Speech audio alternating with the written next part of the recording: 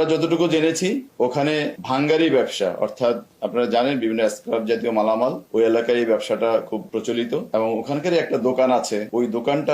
ওই দোকানটাতে কারা ব্যবসা করবে, এই ব্যবসাটা নিয়ে একটা দ্বন্দ্ব কাজ করছিল। আমরা এতটুকু জানতে পেরেছি যিনি হত্যাকাণ্ডের শিকার হয়েছেন এবং যাদেরকে ধারণা করা হচ্ছে এই হত্যাকাণ্ডের সাথে জড়িত তারা পরস্পর সম্পর্কিত এবং ব্যবসাটা তারা একসাথে কিছুদিন করেছে। কিন্তু যখন ব্যবসায়িক লেনদেন নিয়ে একটা দ্বন্দ্ব তৈরি হয় তখনই তারা এই ব্যবসাটাকে আবার নিজেদের মতো করে করার জন্য তার সাথে বিবাদে লিপ্ত হয়, যার বিবাদের ফলশ্রুতিতে এই হত্যাকাণ্ডটি সংঘটিত হয়েছে। সব মিলে এই মামলায় এখন পর্যন্ত 5 জন গ্রেফতার হয়েছে।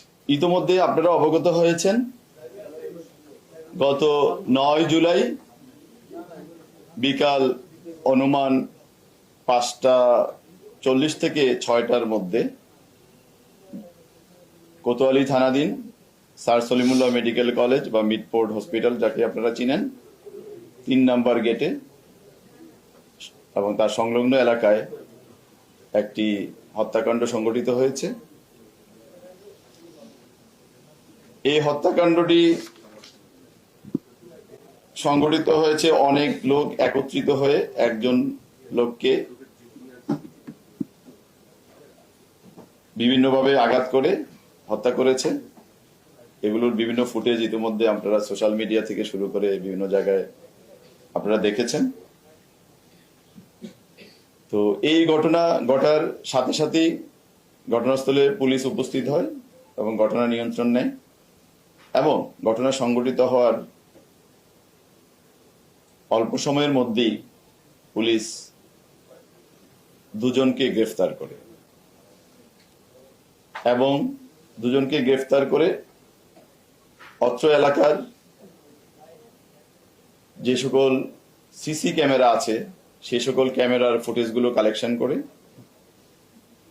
এবং আমি ডিসি লালবাগ হিসেবে ঘটনা আমার যেহেতু এটা আমার রেসপন্সিবিলিটির মধ্যে এবং আমার এরিয়ার মধ্যে, আমি বলা যায় 20 থেকে 25 মিনিটের মধ্যে আমি নিজে ঘটনাস্থলে উপস্থিত হই। তাৎক্ষণিকভাবে আমরা লাস্টার যে আইনি ফর্মালিটিজ আছে সুরতাল করা এবং ময়নাতদন্তের যে প্রক্রিয়াটা সেটা সম্পন্ন করে এটা লাশটাকে আমরা মিডফোর্ড হসপিটালে প্রেরণ করি এবং আমরা আমাদের পুলিশের বিভিন্ন টিমগুলোকে আমরা ভাগ করে দিয়ে যারা অপরাধের সাথে সম্পৃক্ত তাদের গ্রেফতারের প্রক্রিয়া শুরু করি। আপনাদের জ্ঞাতার্থে একটু বলে রাখা ভালো, এই ঘটনাটার নেপথ্যে অনেক রকম কথাবার্তা আমরা মিডিয়ায় দেখতে পাচ্ছি। তবে আমরা এই পর্যন্ত আমরা যতটুকু পেয়েছি অপরাধীদের সাথে কথা বলে বা এই হত্যাকাণ্ডের সাথে যারা জড়িত বলে এখন পর্যন্ত মনে হচ্ছে, তাদের সাথে কথা বলে আমরা যে সকল তথ্য পেয়েছি এটা একটু আপনাদের নিকট ক্লিয়ার করা দরকার। আমরা যতটুকু জেনেছি ওখানে ভাঙ্গারি ব্যবসা, অর্থাৎ আপনারা জানেন বিভিন্ন স্ক্র্যাপ জাতীয় মালামাল, ওই এলাকায় এই ব্যবসাটা খুব প্রচলিত এবং ওখানকারই একটা দোকান আছে। ওই দোকানটাতে কারা ব্যবসা করবে, এই ব্যবসাটা নিয়ে একটা দ্বন্দ্ব কাজ করছিল। আমরা এতটুকু জানতে পেরেছি যিনি হত্যাকাণ্ডের শিকার হয়েছেন এবং যাদেরকে ধারণা করা হচ্ছে এই হত্যাকাণ্ডের সাথে জড়িত তারা পরস্পর সম্পর্কিত এবং ব্যবসাটা তারা একসাথে কিছুদিন করেছে। কিন্তু যখন ব্যবসায়িক লেনদেন নিয়ে একটা দ্বন্দ্ব তৈরি হয় তখনই তারা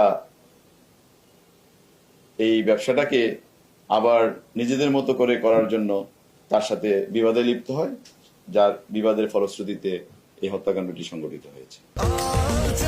স্বাস্থ্যকর অল টাইম হানিকম, সব সময় অল টাইম হেলদি লাইফ।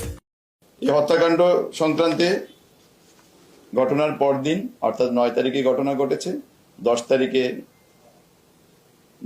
যিনি হত্যাকাণ্ডের শিকার হয়েছেন ভিকটিম সোহাগের বোন কোতোয়ালি থানায় বাদী হয়ে একটি মামলা দায়ের করে, যার মামলা নম্বর 7/10 জুলাই এবং এটা হত্যা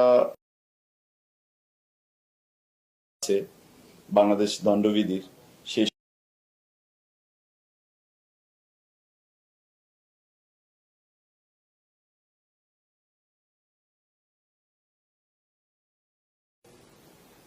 ঘটনার সাথে সংশ্লিষ্ট সন্দেহে আমরা দুজনকে গ্রেফতার করি এবং আমাদের যে সকল ভিডিও ফুটেজ আমরা পেয়েছি বিভিন্ন ক্যামেরা থেকে, সিসি ক্যামেরা থেকে, ওগুলো বিশ্লেষণের মাধ্যমে আমরা ঘটনার সাথে যারা সম্পৃক্ত তাদেরকে শনাক্ত করতে সক্ষম হই।